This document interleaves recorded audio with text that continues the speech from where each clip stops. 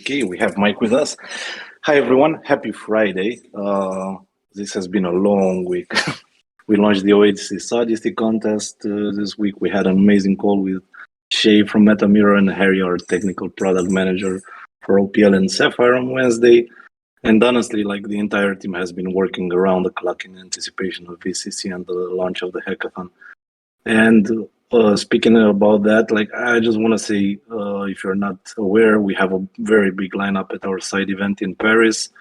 Polygon, One Inch, Seller, and Snapshot are going to join us, and we'll have a lot of interesting panels and workshops in place.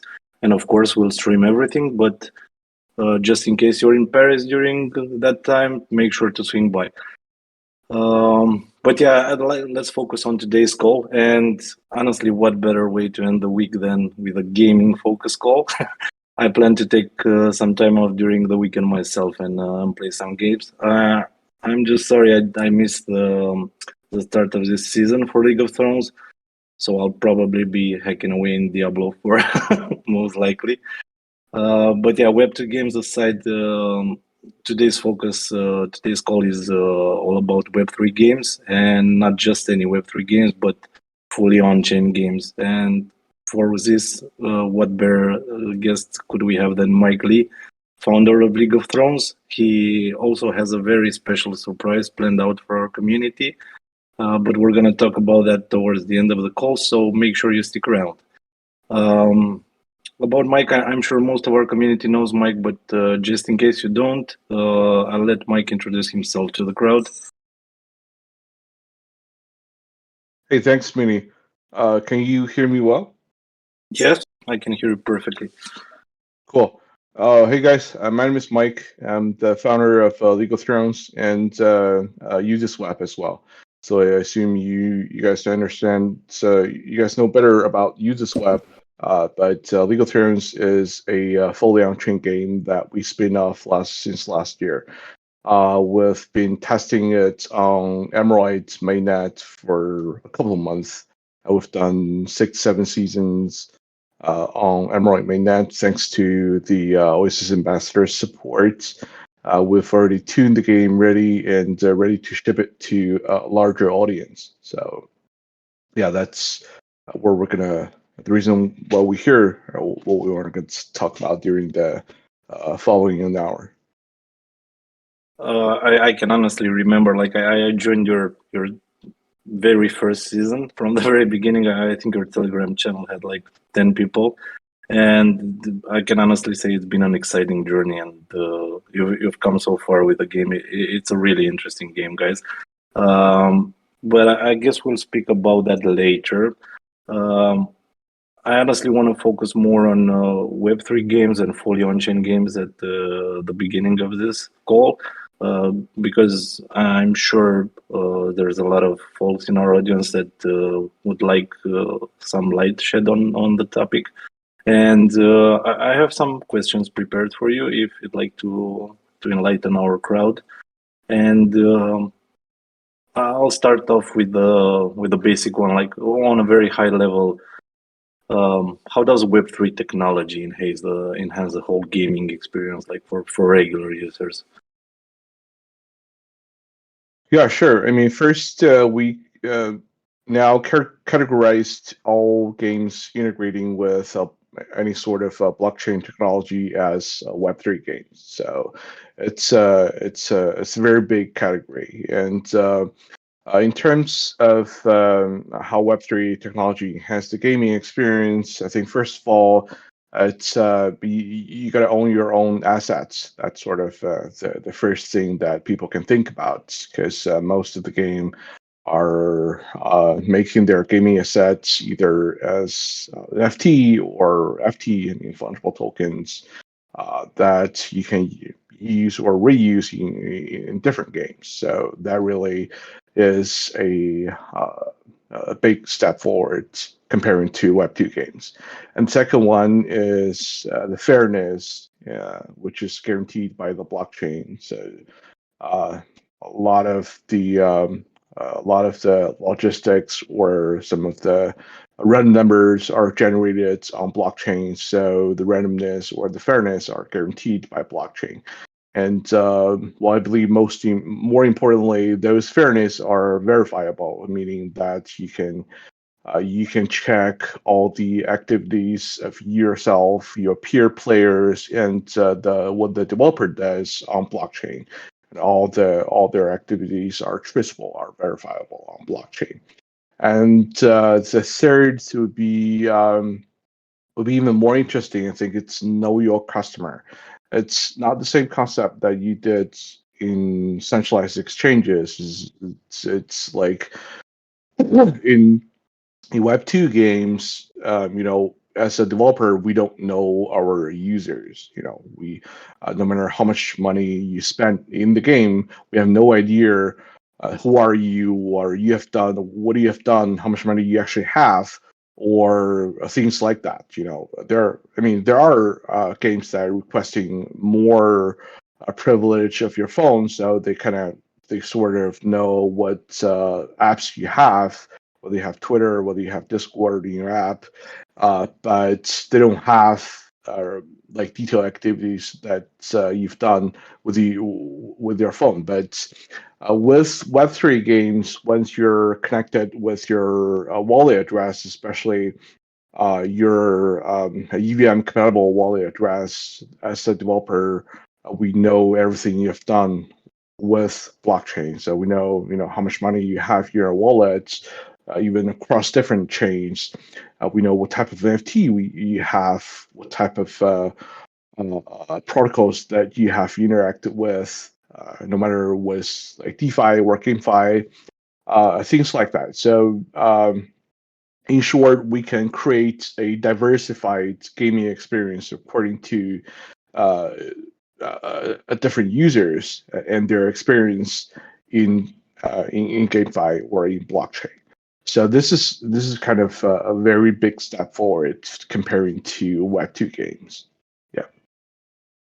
Yeah, I guess it opens up a world of possibilities, and um, yeah, as you said, like this is what blockchain is all about, right? Transparency, uh, get to know your users, tailor the experience to their needs, and I guess like decentralized ownership also comes into question in this.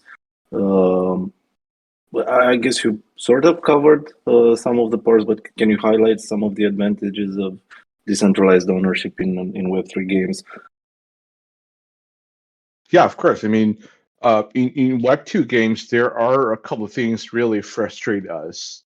First of all, is no matter how much money you spent within the game, once the developer decide to stop operation, the game's dead. So there's no way that you can get your money back, and or you can reuse whatever you invest in that or spend in that game in other games. So, and this is the same scenario when you decided to drop off the game. So nothing's reusable or refundable. So, and the second situation frustrated us is uncontrolled inflation. So, say you just buy a hero or a weapon within the game, and the very next day they kind of come up with a new hero with a new weapon that was like 10 times stronger than yours,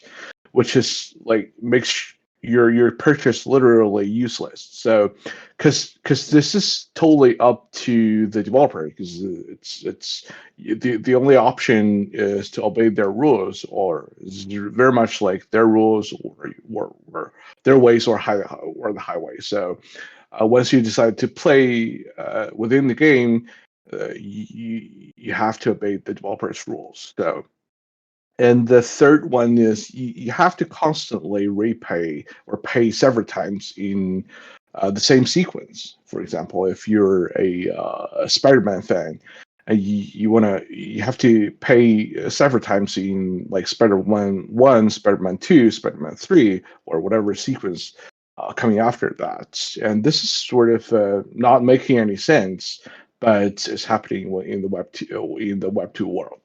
So in Web3, uh, the blockchain technology really solve all those issues. I mean, first of all, you own your own assets. That means it's a cross-game assets. No matter you can use the same Spider-Man in the Spider-Man 1 game, in the Spider-Man 2 game, in the Spider-Man 3 games.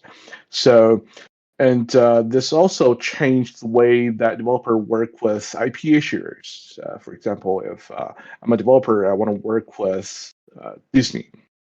The way that currently they're working together is like I have to pay Disney upfront fee for recreating or bringing their IP to my game, and then have to share a chunk of future revenue share to them as part of the IP usage fee as well. But when if Disney using a Web3 way to issue their NFTs, they can issue, for example, Elsa in Frozen as an NFT. They can sell it for like 1 million of them to their fans directly. And as a developer, I could like onboard their existing NFT to the game that we developed, but we can't charge for the character of Elsa, but we can let users spend on other things we can create different dresses for Elsa. We can create all sort of castles or even different colors of stones. So that way I don't have to pay like a front fee to the IP issuer, or I don't have to really rev share with Disney, and that really sort of smooths the whole process working with IP issuers. And the third one um, would be like if the gaming assets where most of the NFTs are collectibles, so there are a very clear history of holdings, so you can easily check out who has ever held the NFT before.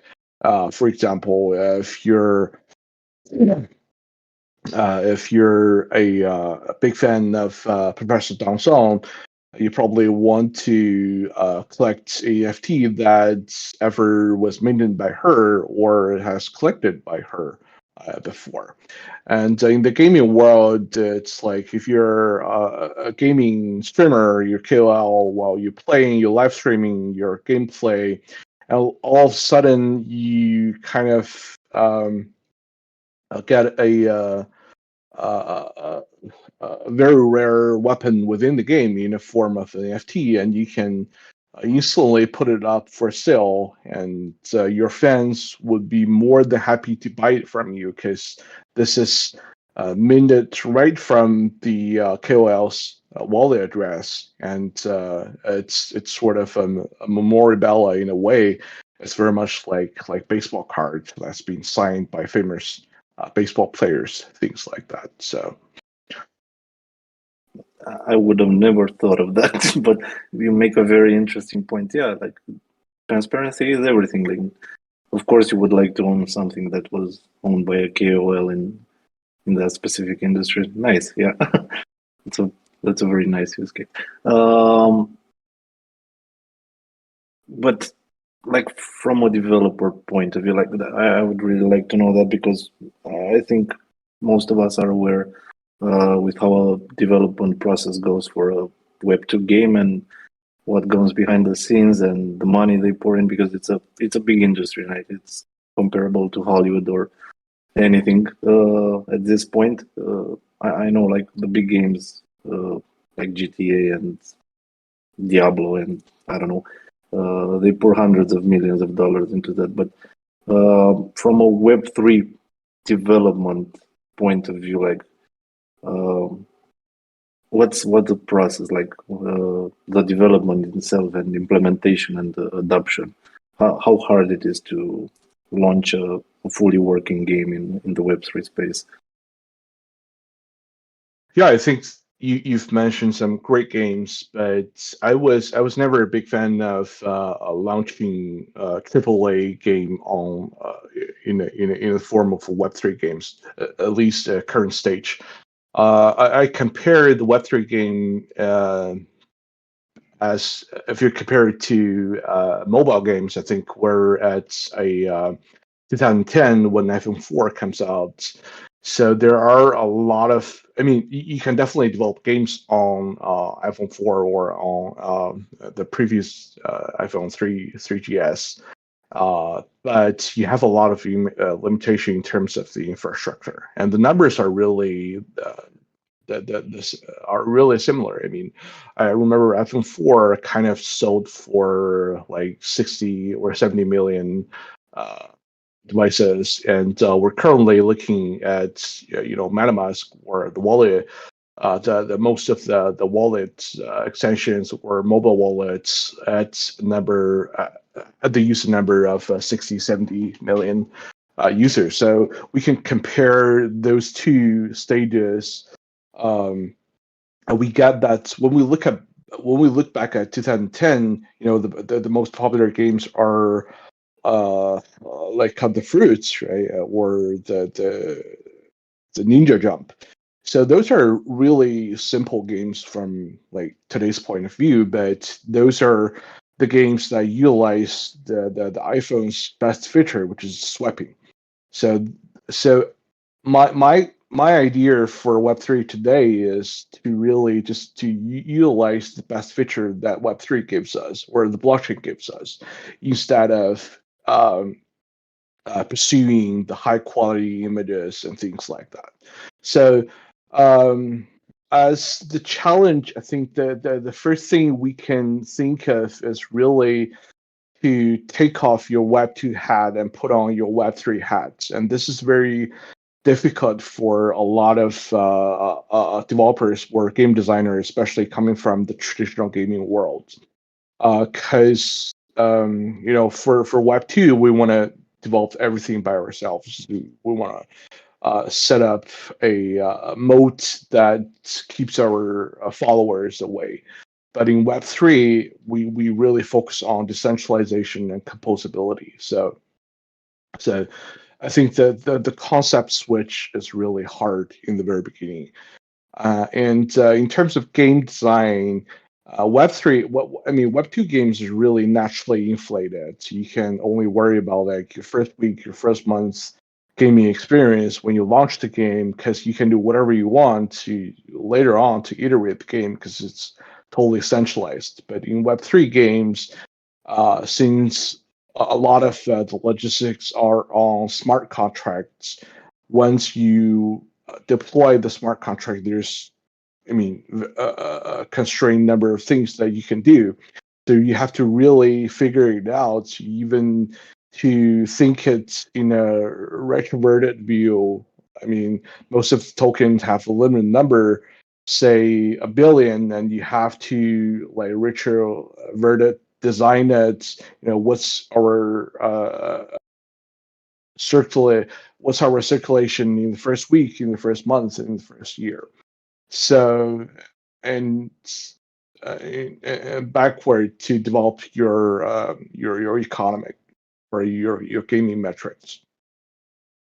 So, and I think there's two choices that you have to make when you start develop Web3 games. One is whether you want to adopt Web2 users, which is a lot of like gaming giants want to do when they enter the Web3 world. Or another way is what we chose to sort of only service the native Web3 users. So those are two different choices, right or wrongs.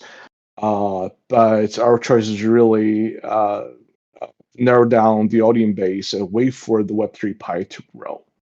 So the last thing is kind of echo with the Web2 hat, Web3 hat thing, which I heard from the consensus this year. I forgot which speaker said that. It's like, remember, you're running a protocol, not a service, and this is really strikes me. In the Web2 world, if you're running a game, you're really running a service. You count on yourself to update the game, to maintain the game, to operate the game. While on the other hand, you take all the beneficiaries by yourself. But On Web3 gaming, you really want to think it as a protocol instead of establishing your modes. You're thinking about like how we could compose with existing protocols. I mean, for example, our philosophy will be like, I mean, as long as there's somebody else doing it, we're not doing it. So we're just using, or we'll just choose to compose with the other protocols. So I think this is a very critical like thinking mode to switch from Web 2 to Web 3. Yeah, that's a lot to think about. But thank you for sharing the process with us, and those are a lot of nice points to think about. Um, so I guess you've been here for a long time. Have you noticed any trends currently in the gaming, the Web3 gaming industry? Um, like in terms of future prospects, what would you say that people are most interested in when they want to play a Web3 game? Yeah, I mean, well, I can say in terms of investors' perspective, a lot of investors tend to invest in gaming platforms in the very beginning.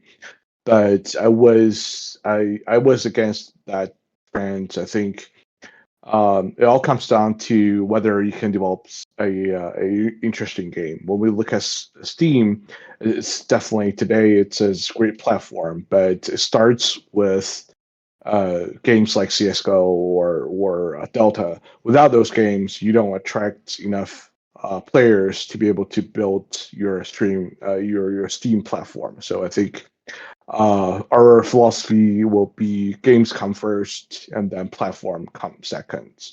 So another trend we see is that people are really interested in fully on-chain games because that was a way step forward comparing to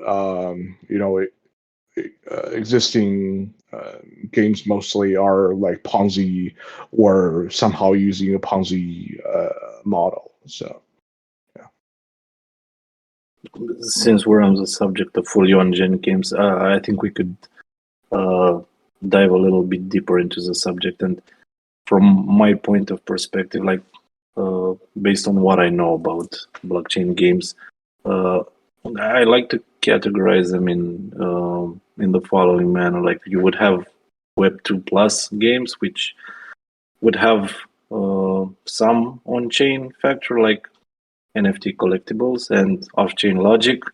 The Web 2.5 games, where you would have a hybrid system of on-chain, off-chain logic, and the on-chain infrastructure like staking and marketplaces and all of that, and the fully Web3, fully on-chain games, the autonomous worlds where all game state and logic is on-chain. But that's just my basic understanding of the concept. That I'm sure you could take us further down the rabbit hole and explain the concept better than I can.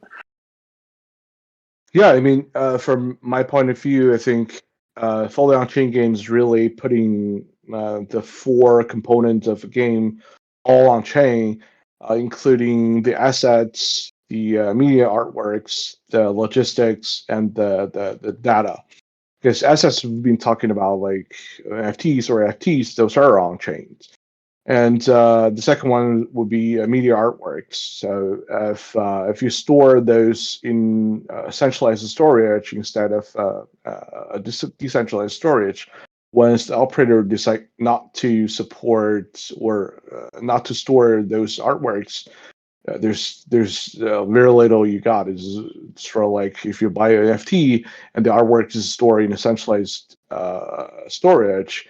So once the operator stop the server, all you got is a string of hash. So it's not making much sense. So and third one is logics, and But by putting on the logics on chain, you kind of guarantee the fairness, and the verifiable fairness, and uh, the blockchain kind of guarantee that.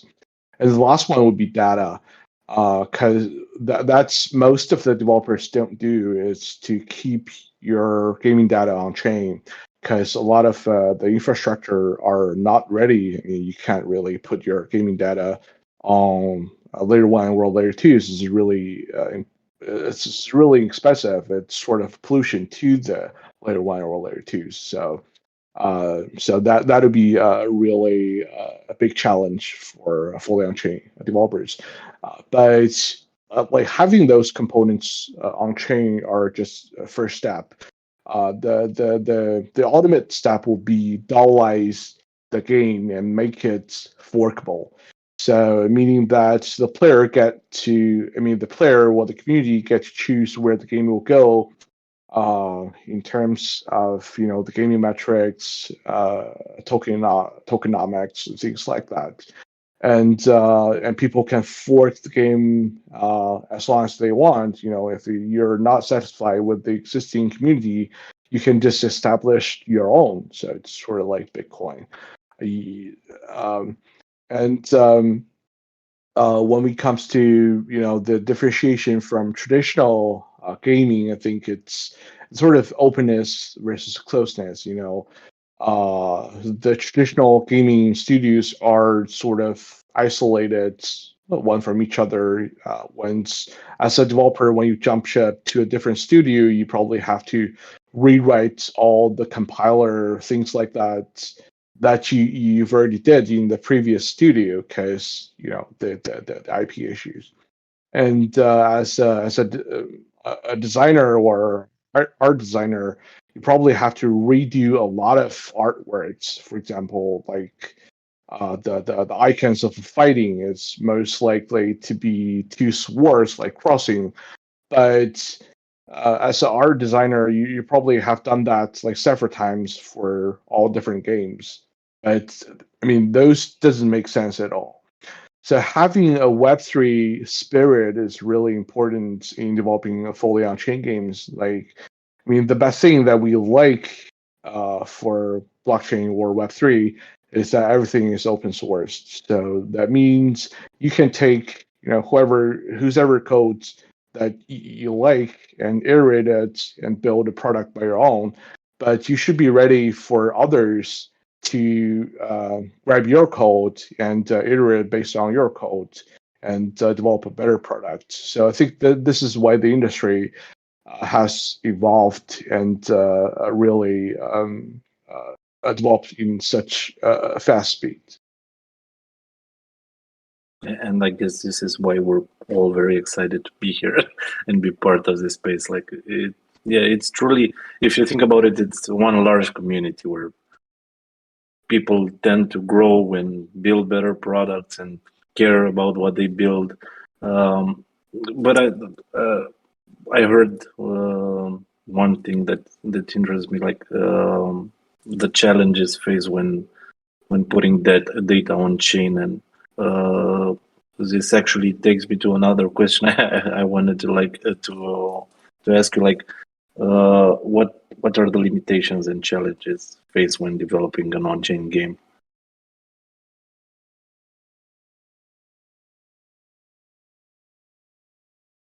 Yeah, I think the limitation, the biggest limitation that we see is the audience base.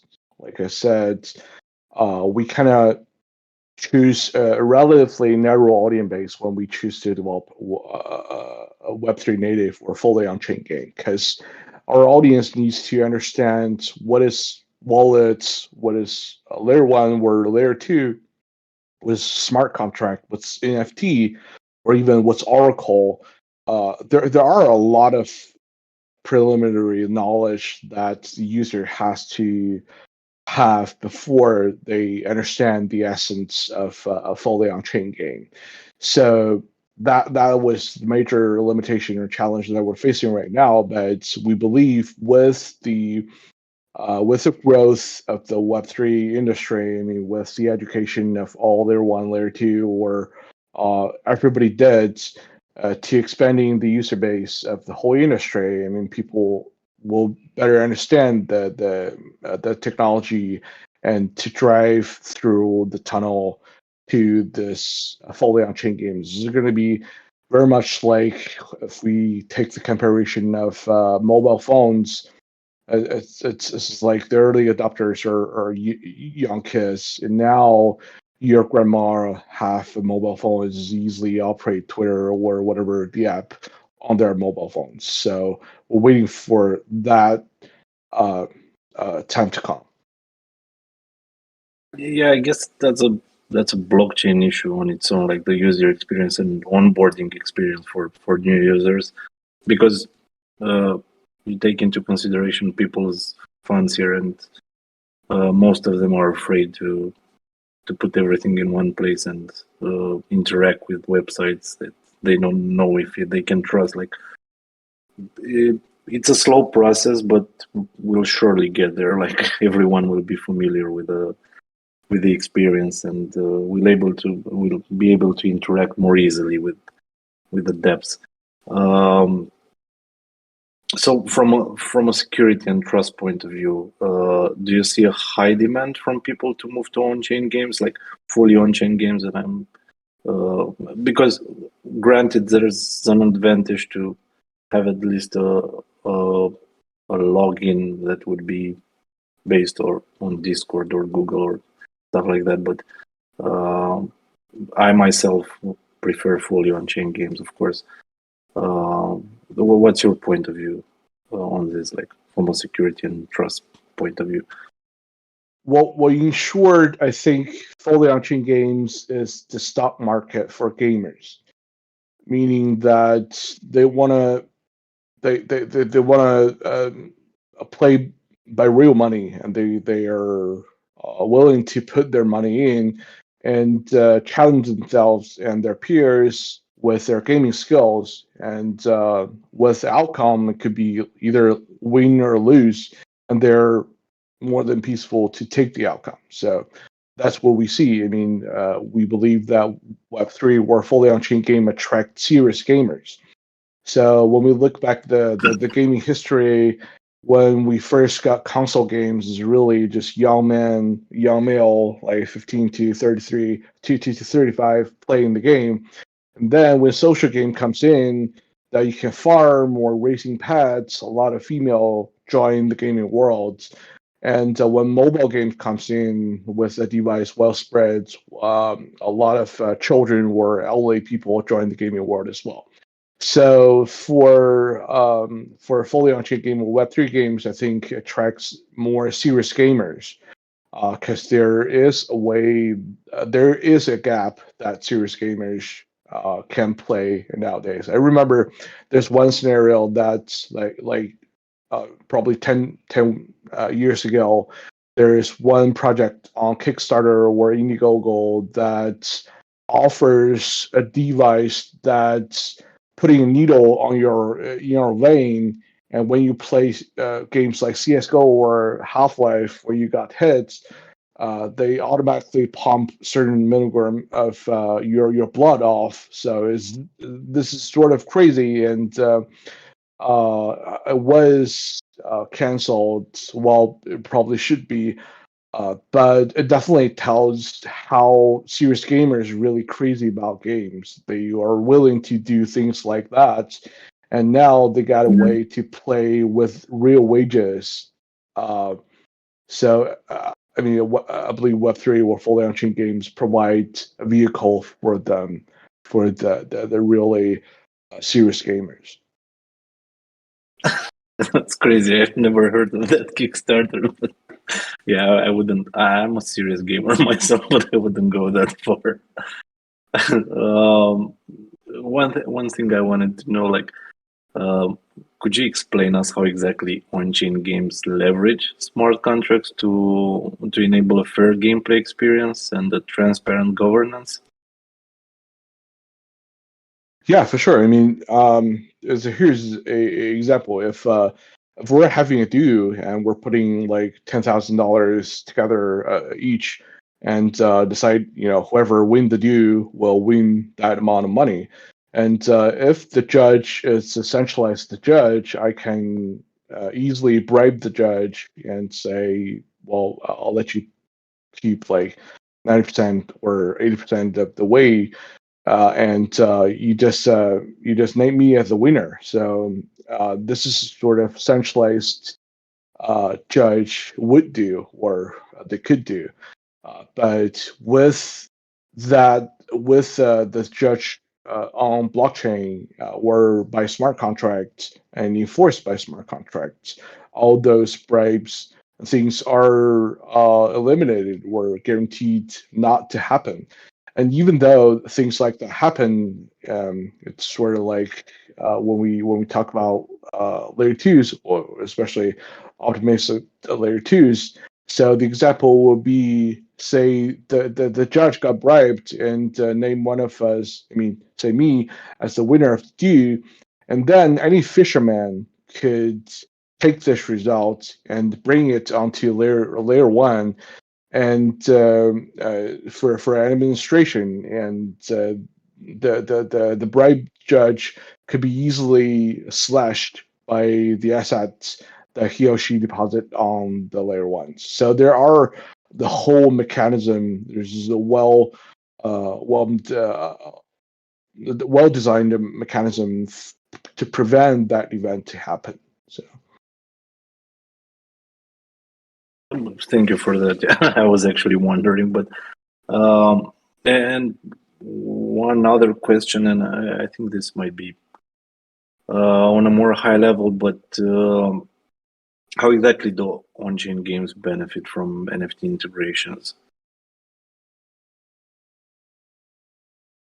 Yeah, I think it's very important to work with NFT communities. I mean, first, the community really helped the game to grow, and the game can help NFT community to get usage. For example, League of Thrones has been working with some blue chip NFTs on Oasis Network. For example, Oasis Apes, Sebara, and Rose. We've been featuring those NFTs within the game. So the corporation has been great with create usage for those NFTs, and the community really help us onboarding new users to the game. So it's a sort of a win-win. And it actually helps the entire ecosystem. Like you could see the game as a platform for everything to come together. Um, but and this is more of a question for the future, honestly. But like, do you see a future for fully on-chain games in terms of adoption, and would they impact? Would they have an impact on the traditional gaming industry? Yeah, I think that day will definitely come when half the Earth population hold Bitcoin, or like uh, the wallet's address is the same number as the phone number nowadays. So we're definitely sure that it will come. And the reason why we choose fully on chain game is like, for instance, when we look back when mobile phone just got into Japan, I remember that like 90% of the mobile phones were feature phone in Japan at the time. This is probably 10, 15 years ago. So a lot of mobile game developer chose HTML5 technology as their front end solution, just to compromise for existing feature phone markets. But they didn't expect that iPhone and other Android phones were like so powerful. They swapped all their feature phones within like a year or two or three. So most of the game developer who bet on HTML5 kind of lost, and people who really develop native games, native mobile games using technology like C# or native Android WebAssembly technologies actually win. So I think this is sort of the reason why we chose like go fully on chain. It's really just being really native. I mean, Web3 native and waiting for the Web3 world to expand. So I guess you can see.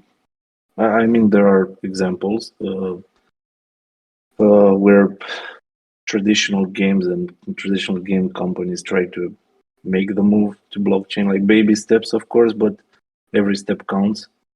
Uh, oh, and speaking of babies, I would really love for us to talk about your baby, League of Thrones.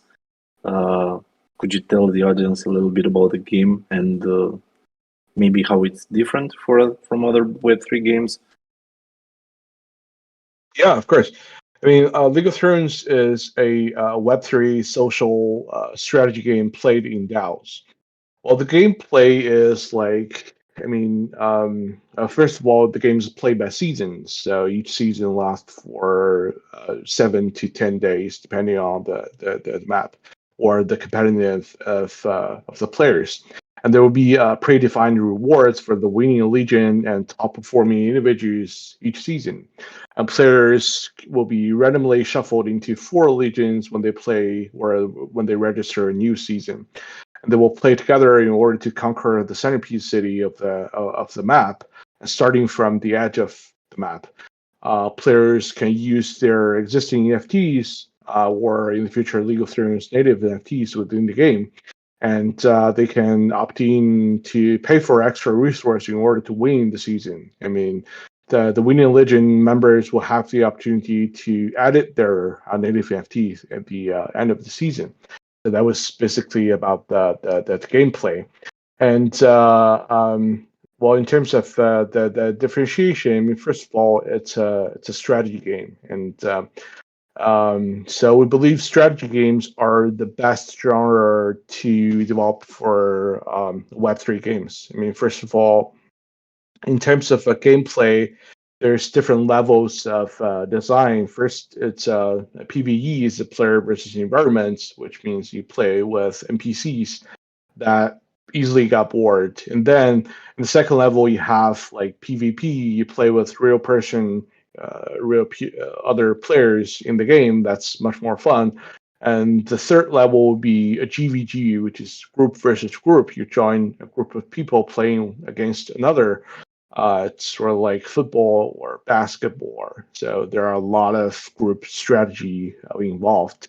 In the Web3 world, we involved that to DAO versus DAOs. So that's even more interesting.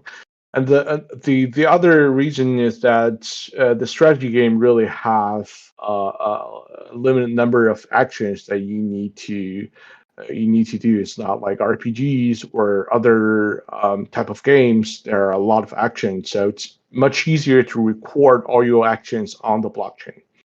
So yeah, and the second one would be the game's season based. So not like other I mean blockchain games. Once your tokenomics is out there, it's not changeable. So once the game is season based, there are a lot of room to adjust and vote by the DAO with their native tokens that you can change all kinds of tokenomics or the metrics within the game, or onboarding different NFTs or launch game on different layer 1, layer 2, things like that.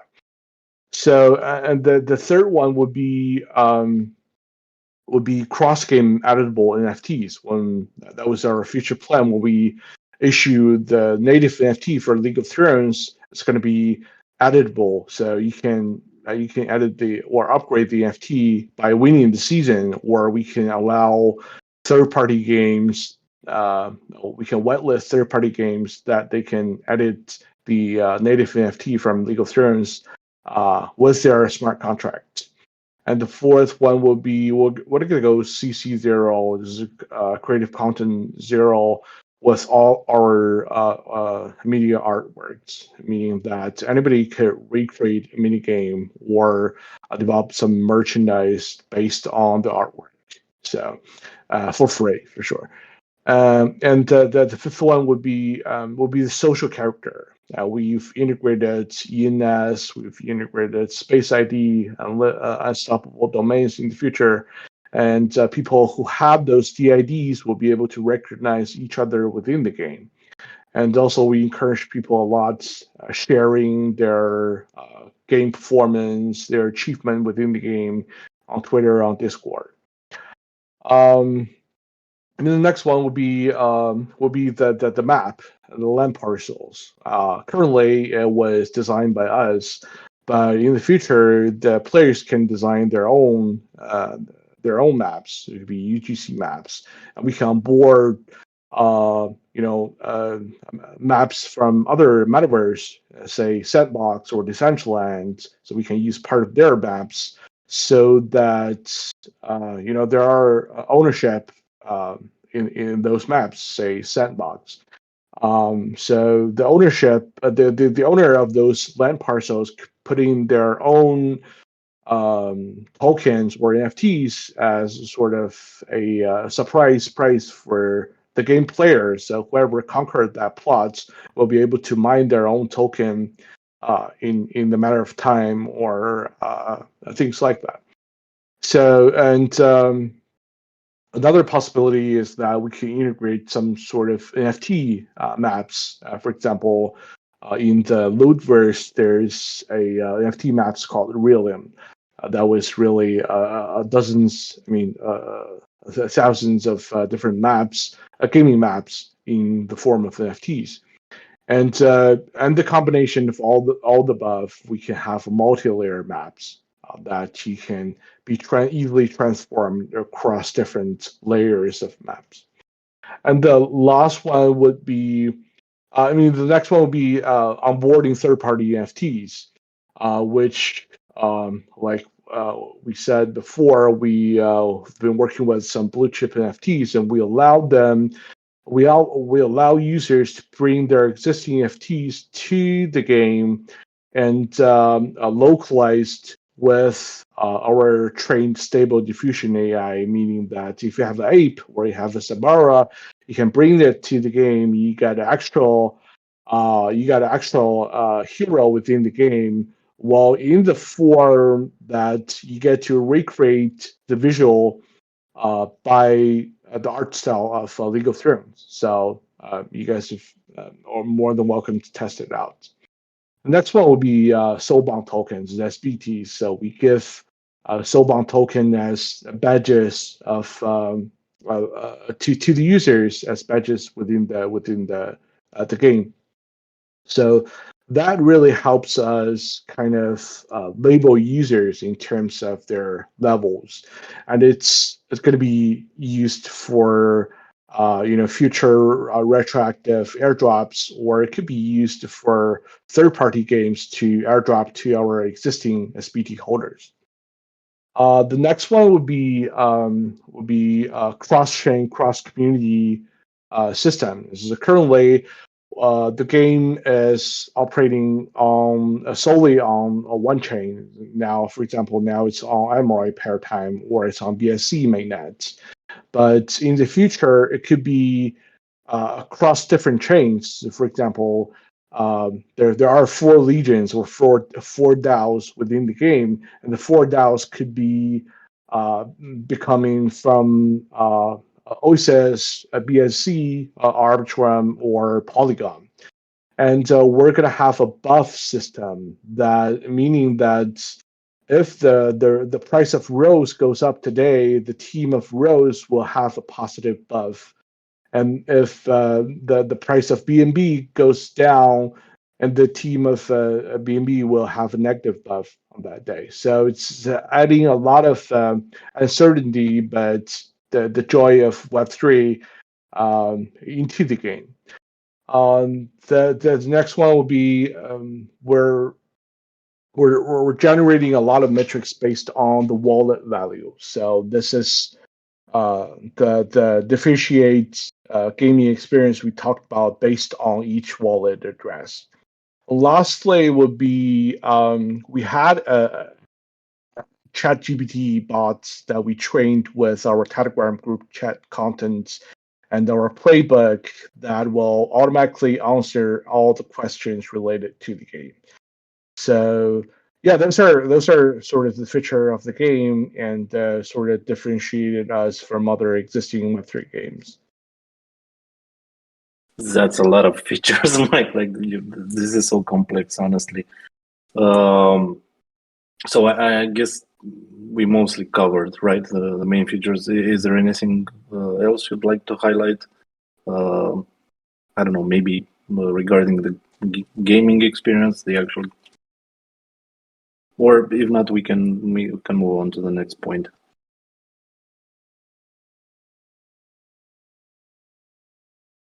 Yeah, sure. Okay, my next question for you would be like, how does League of Thrones handle data availability, and why is it critical to the performance? Yeah, because I mean, we set the storing data is sort of a challenge for fully on-chain game developers, and for us, we kind of developed a gaming data availability chain using Cosmos SDK.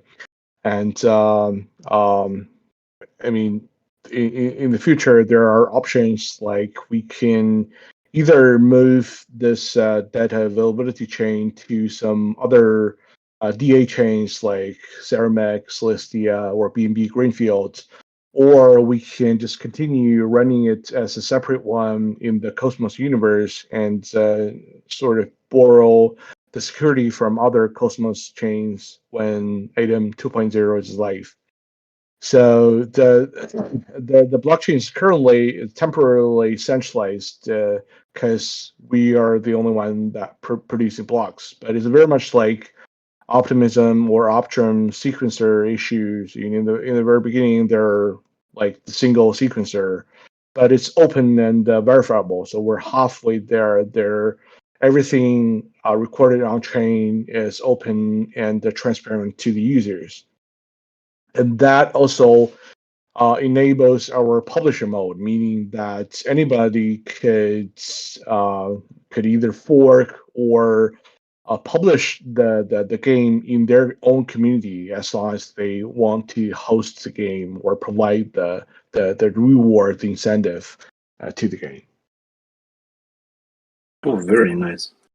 Very nice. And do you have a roadmap ready? And of course, I'm also interested in any Sapphire integration plans. I'm sure if they're part of the roadmap.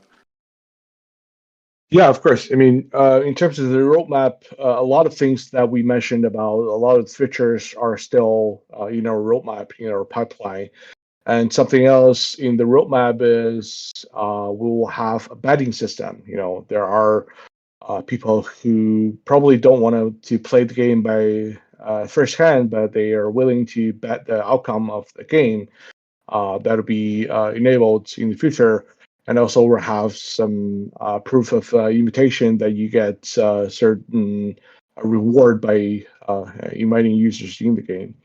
In terms of SciFi integration, we're going to definitely port the game from Emerald to Sapphire, and we plan to use native random number generator on Sapphire that Sapphire provides, because there are a lot of random numbers in Web3 games, and it's always best to have a native random number generator, which is enabled by the privacy feature of a Sapphire blockchain.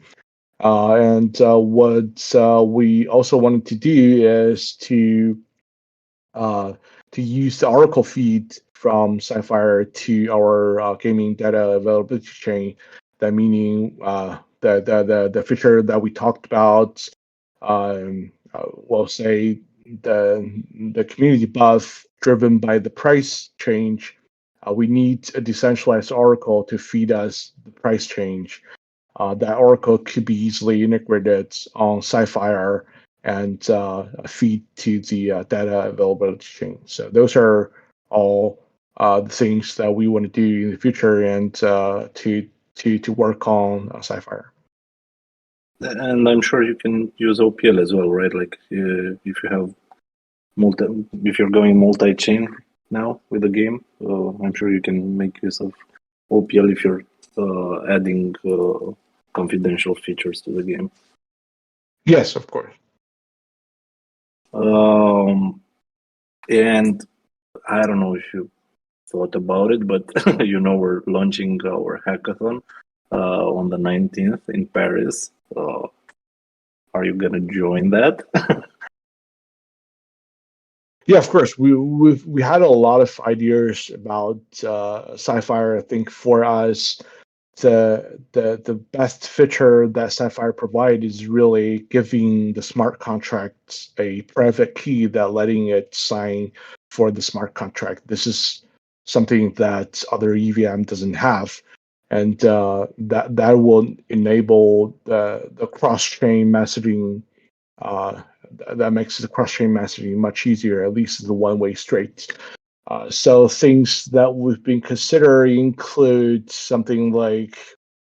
um, something like a Texas Hold'em game that's enabled user to review their cards for free, because you can easily do that with SciFi, but you can't do that with any other Zk proof blockchain, because you have to spend gas fee to view cards to run random numbers, and that's something. Another thing would be more interesting, sort of like having SciFi as a layer 2 for Bitcoin network, because Ordinals is really popular on Bitcoin right now, and a lot of the Ordinals or BRC20 tokens, they're going to review their features on chain, which the randomness cannot be guaranteed by Bitcoin blockchain, but it could be done by SciFi. So it's just sort of like we've seen some similar proposals raised by Luminex, a team. They raised a proposal of the BRC 69, I think, to do things like that. But that could be totally done with SciFi randomness. So this is also something we've been thinking about. And those are just ideas. I encourage anyone to like take those ideas or iterate based on those ideas and enter the SciFi hackathon. It would be really fun for the ecosystem. Exactly what I wanted to point out. Like, thank you for the ideas, and if you can't build it, I'm sure someone in our dev community will be able to implement them. One thing, and this is all you. I'll let you make the announcement, because I've told everyone that we'll have a surprise at the end. So I'll let you make the announcement about the new upcoming season and guidelines for registration and everything, and rules. And yeah, we're gonna have a new season starting registration on Monday, 2 p.m. UTC time, and the registration will last for 2 days.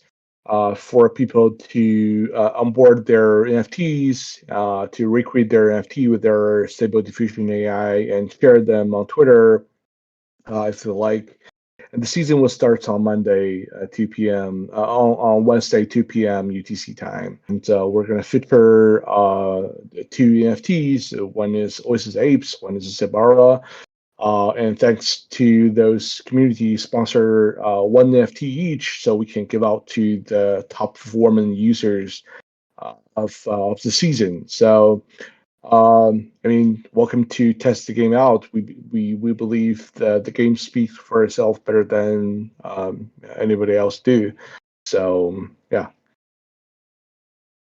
thank you for that. Like, I know the community has been waiting for this, and I'm glad we have the game in a final state that now it's possible to be played by everyone.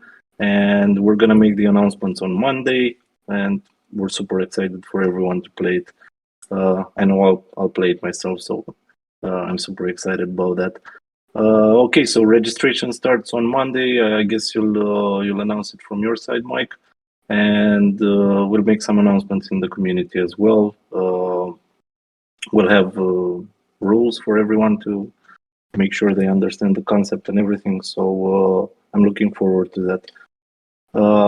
We've come to the 1 hour mark, so I guess it's time to say goodbye to everyone. Thank you so much, Mike, for joining and shedding light on a lot of interesting topics. Thank you for your Thanks patience, for having everyone. me. Thank you. It's been a pleasure and an honor, Mike. And yeah, I guess I'll see everyone in the channels, and looking forward to the season starting on Wednesday. Bye, everyone.